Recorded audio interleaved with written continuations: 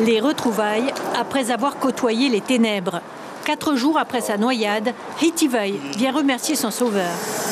C'est un peu l'émotion là quand vous les retrouvez? Oui, exact. Ça fait toujours plaisir de le revoir, c'est sûr. Il y a beaucoup d'émotions. La noyade s'est produite 4 jours plus tôt, à seulement quelques mètres de la caserne. Attirés par les vagues de 3 mètres, Hitivai et son frère ont voulu surfer la houle du Sud.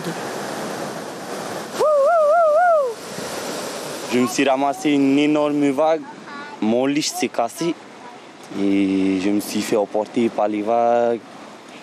J'ai fait des machines à laver, plusieurs machines à laver j'en ai fait. Et j'ai vraiment failli partir, quoi. Je pensais plus à rien, j'étais complètement dans les vapes, j'avais plus de force. J'étais là à me dire, j'étais fini, quoi. Ça ne va pas m'empêcher d'y retourner, mais j'ai retenu une grande leçon quand même. Je n'avais pas vite capté qu'il était en train de se noyer.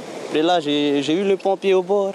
Là, j'ai vite nagé au bord pour venir voir ce que c'était. J'ai vu que c'était mon frère. Encore traumatisée, Tomita ne sait pas si elle aurait pu survivre à la disparition de son fils. Elle lance un appel à la prudence en cas de forte houle. Lorsqu'on vous appelle et qu'on vous dit qu'on vous annonce que votre fils s'est noyé, on a ressenti de la peur, de l'inquiétude et surtout de la colère lorsqu'on a su qu'ils étaient allés pour surfer. Pas de colère chez VTA David, bien au contraire. Pompier depuis 17 ans, cet ancien surfeur professionnel a fait briller Tahiti à l'international. Aujourd'hui, c'est un passionné de sauvetage aquatique et de surf tracté. On ne compte plus ses actes de bravoure lors des compétitions à Te Ahupu'o. Un savoir-faire, mais surtout un savoir-être dont il fait preuve encore aujourd'hui, après le sauvetage de Hitivai. Il était très lourd à porter parce que voilà, il était semi-inconscient en fait.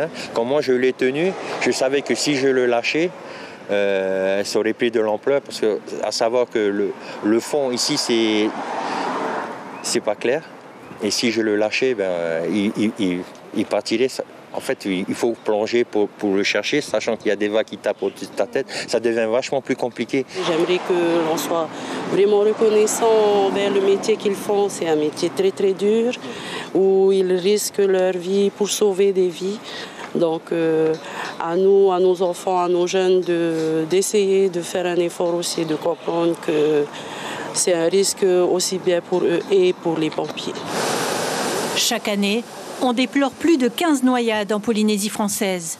Mesurer les risques avant de se baigner, surtout en cas de mauvais temps, pour Hitivai, c'est désormais une évidence.